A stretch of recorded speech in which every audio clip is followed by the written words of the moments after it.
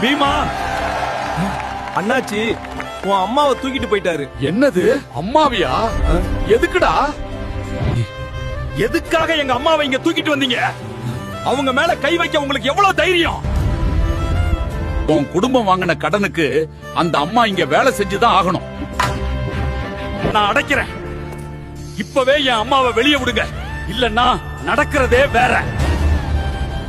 என்ன இந்த மாட்டு தொழுவத்துல தள்ளி சாணி அள்ள விட்டுட்டாங்க. என்னால இந்த கஷ்டத்தை தாங்க முடியலப்பா. என்ன காப்பாற்று பீமா.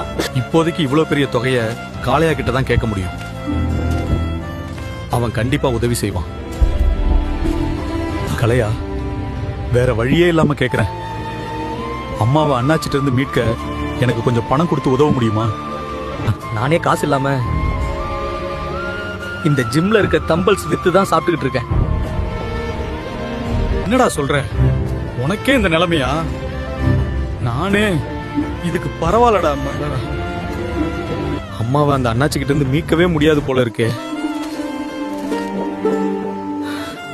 நான் என்ன செய்வேன்? ஊர் பொதுமக்களே கவனிங்க.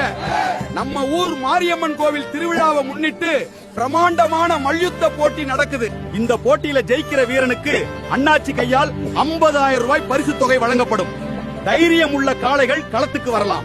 இதுவான எனக்கான நேரம். இந்த மல்யுத்தத்துல நான் கண்டிப்பா ஜெயிப்பேன். அந்த பணத்தை வச்சு என் அம்மாவை மீட்டே தீருவேன்.